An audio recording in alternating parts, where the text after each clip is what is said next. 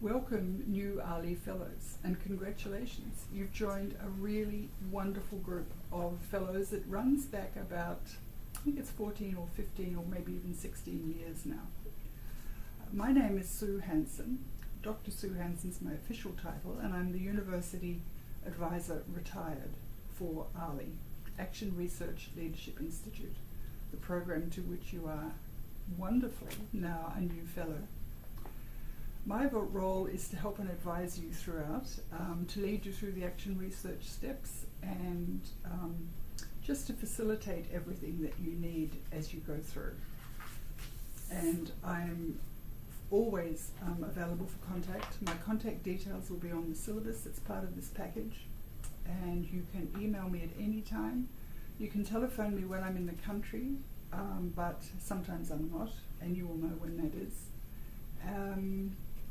But anytime via email or even Skype or FaceTime or something like that. Okay, so the purpose of this video is to get you off to a running start with ARLI. First of all, I'm going to explain the format of the year for you. I'm going to help you get an early start on your action research thinking, so that you start to think about your questions, start to think about what you're doing, and gradually, generally come into that first meeting ready to go. I also want you to know how much work is involved, because it is a very intensive program. It's been described by some of our fellows as like a master's degree, but more so. I don't think that's quite right, but I just want you not to have any illusions. This is going to be hard work. The thing is that there's a terrific payoff for the hard work. If you do feel it's too much, we would like to know, so that perhaps we can, if you drop early enough, we can give your place to somebody else who would like to do it. At the very first meeting, we'll have introductions. We'll discuss any questions you have on the packet of the handouts. So I want you to read those very carefully, please. And then we will move straight into working with your questions, which in the past has happened in about the third meeting. So this gets us off to a really good fast start. You need to be prepared with questions about the handout, the questions that you might be considering for your action research, and any other questions that you have. No questions are stupid. Someone's going to be relieved if you ask that stupid question because they didn't want to ask it. Okay, I haven't told you about the format of the year. We meet approximately every 3 weeks. It's very approximate. And the meeting attendance is pretty much essential, because this is a program that works very much through individual contact between members and with me, and we build up a whole solid kind of sense of action research, and also what you're building a sense of what you're doing over the year, and with a lot of consultation. I mean, me, yes, but also all the other fellows, and you'll find in fact that they are your best resource. They're wonderful. So the format of the year. In February and March, I'm out of the country,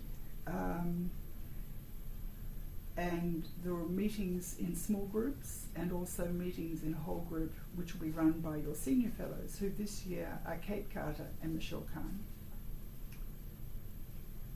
And then you finish up your collecting data in about April, and in June we have the final presentations, and you finish up your paper, and you are done usually by the end of June. So that's just very rough. In your packet there is an overview of the year, which is approximate, but nevertheless will give you a much better idea of how the whole thing runs. Okay, so in your packet, we will either have the book or perhaps an electronic copy of the book. You will have the syllabus, you will have this video, and you will have some handouts.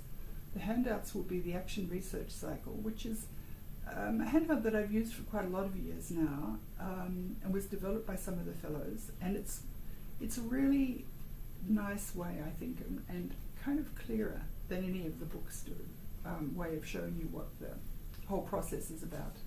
There's the paper I mentioned before, which is the overview of the year. There's a reading on different ways to wonder, and really your questions are your wondering. So this is to help you come to your question. And another handout about forming a research question. So those last two are really key to you thinking about your research question. And what I should say right now is that don't worry if you haven't got a topic yet. This is not important at this point.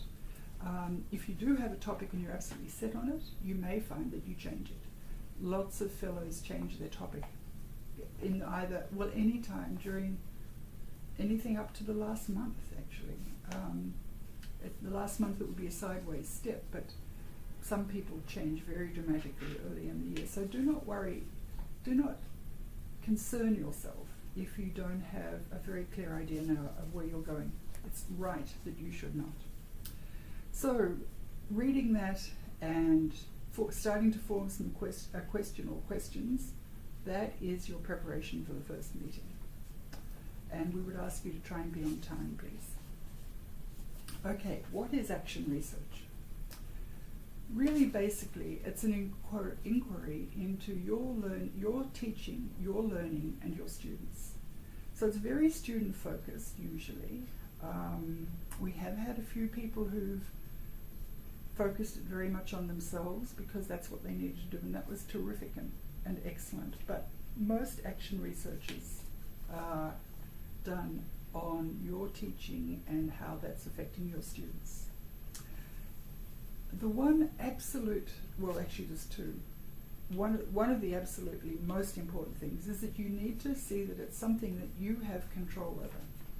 So I would like to discourage right now topics that rely on other teachers to help you, or that rely on parents to have input, because parents and other teachers are notoriously unreliable. This is your project, and so you need to make sure that you can do it. What was the other thing? I've forgotten the other thing. I'll come back to it, I think.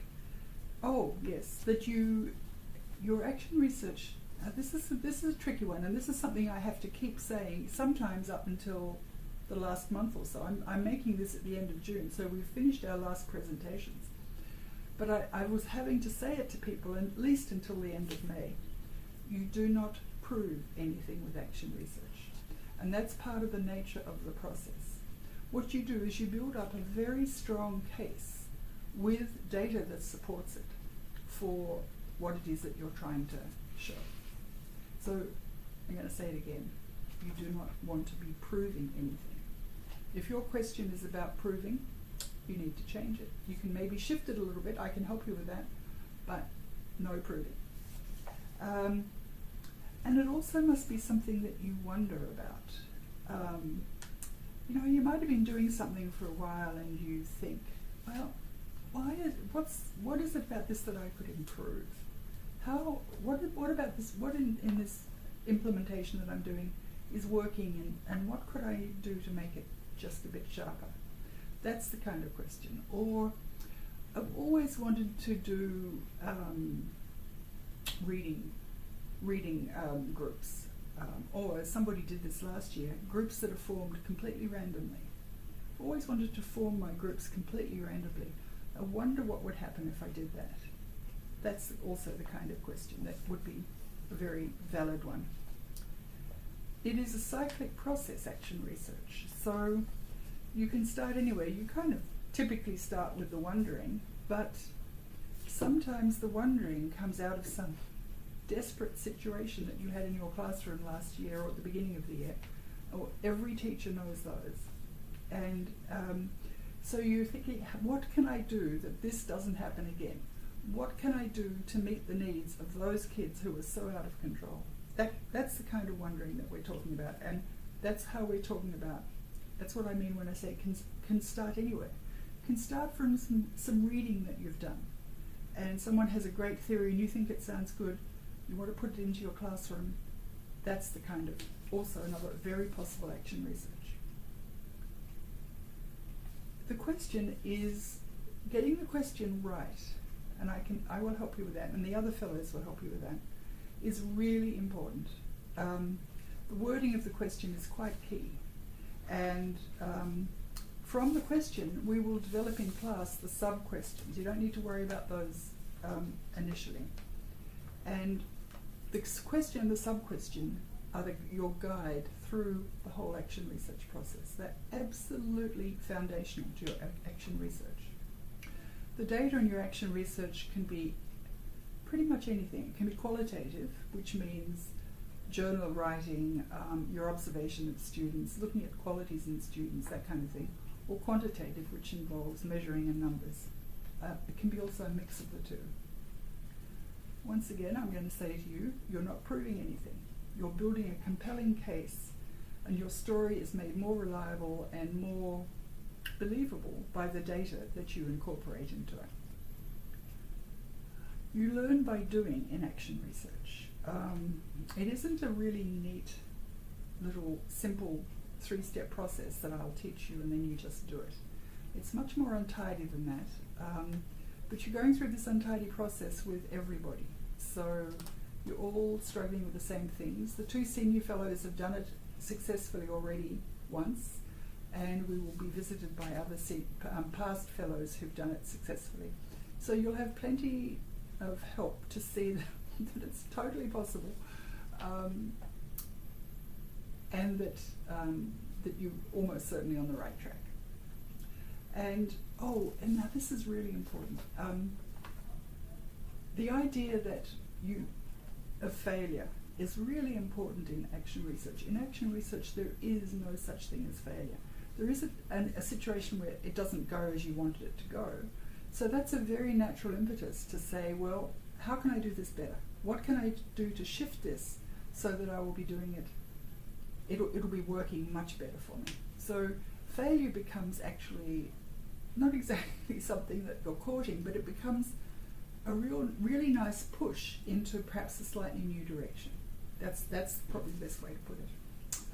Okay, so that briefly, we'll do a lot more about this, but that briefly covers action research. I want to talk about the meetings. And I want to say again that meeting attendance is essential. We like people to be there for every meeting, and it's very hard to make up a meeting that you cannot attend.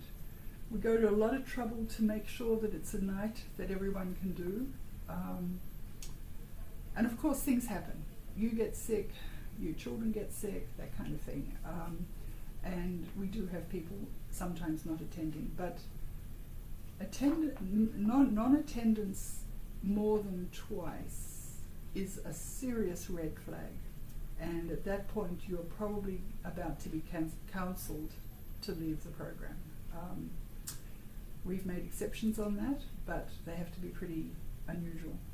So I think the other thing that goes along with that is just not that the meetings are regular and that you need to attend them, but that the work is regular too. I mean, it shifts in intensity according to where you are in the timeline, but it is ongoing. It doesn't stop. It isn't something that you can cram at the last minute. You have to do it gradually throughout, and you will have a lot of help with that. The writing assignments start from the first night, and they're ongoing, and you're building up certain blocks of your paper in those writing assignments, so they're absolutely not wasted.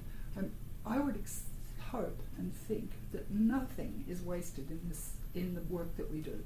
Everything has a very strong part in the direction of your whole paper and study.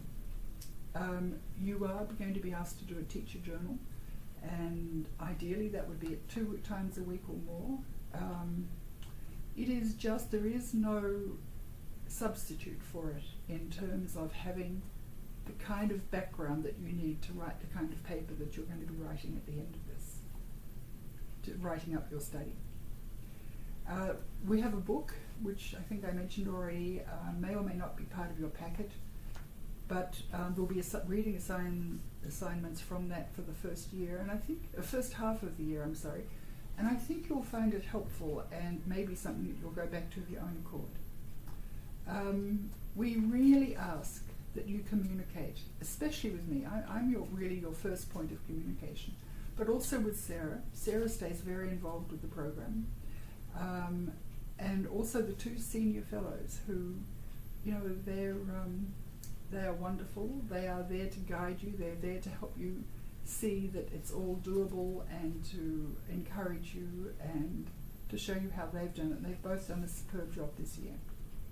So if you can't get to a meeting, you should let me know. If you're struggling, you should call me or call Michelle or Kate, the senior fellows. If you have something that's more structural, then you would probably call Sarah. You're going to be doing data collection in your classroom. We'll talk much more about this, but this is kind of the key to the whole thing, and it's not easy because you have to be a teacher and a researcher at the same time. We all know how involving it is being a teacher, how it consumes every moment. So one of the keys to doing this well is to work out ways in which you can collect data that you can use that isn't going to overwhelm your daily teaching life. And part of the key to this also is ongoing data analysis. So you're not just collecting the data and putting it aside to look at later. You're looking at it constantly and thinking, what does this mean? What do I learn from this? What do I need to change? So action research is kind of like, it's a series of cycles. You collect some data, you look at it, what does this tell me? Okay, I could make this change, I'll collect some more data, what does this tell me? And then on and on like that. And so your final paper in your study, and there's a presentation involved too in June, is really a charting of that journey that you've been on. It's a very powerful teaching and learning journal, and it's a great piece of professionalism, I think I want to say, for teachers to do this. It's so totally worth it. Time involved. Everyone asks this. Well, it changes, of course. And past fellows have estimated that out of classroom time, because there's some in classroom time, of course, but out of classroom time at the beginning is about 2 hours a week, and can go up to 5 or 6 hours a week or more towards the end. It's a lot. I would say that almost all our fellows get so excited and involved in what they're doing that although it's hard, they love it. They're glowing by the end of it. So that brings me to my last piece. Why would you do this? Why would you put yourself through this grueling year of work with a meeting in the city every 3 weeks and having to deal with me and having to do all this work? Why would you do it? Okay, here's a whole lot of reasons. First of all, you're working on something that is important to you. This is not something your principal, I would hope, has told you to do. This is something that is really key to you in your teaching. If it's something from your heart and your mind that's important to you, then you're going to do a great job. That's very important. And you know, we just all want to work on our own stuff.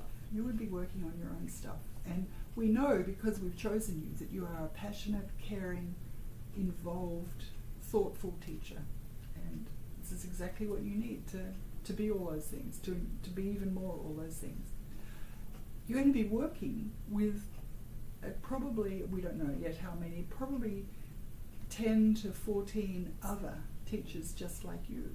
Now, how good could that be? You know, you've got this ready-made community of supportive, caring, right there with you on the same page because they're going through the same kind of thing, community that you're going to be working with. And that's always, in every evaluation we've ever had, that has been a key component of the success of the year. You're going to be developing an area of expertise, because you don't do all this work and give all this thought to something without becoming pretty confident and pretty professional in it. So a lot of people have taken this on and done presentations at conferences. They present in their schools, things like that, and we really encourage that. We love that to happen. That's really part of our underlying push, I think. you're going to develop a real sense of self-efficacy and accomplishment.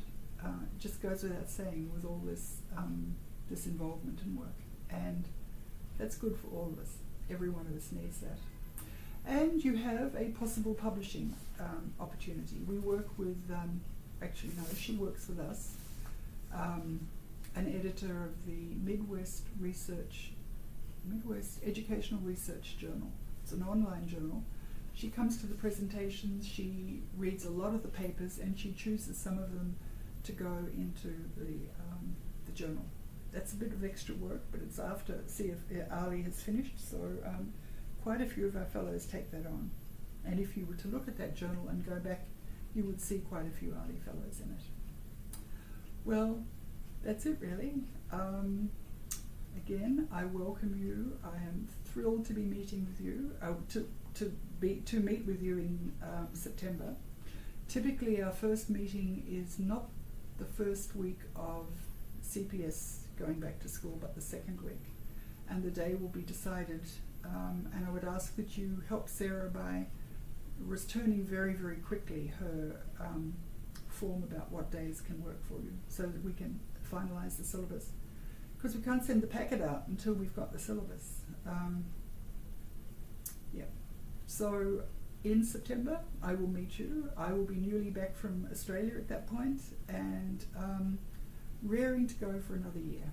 And congratulations again. You're joining a wonderful group.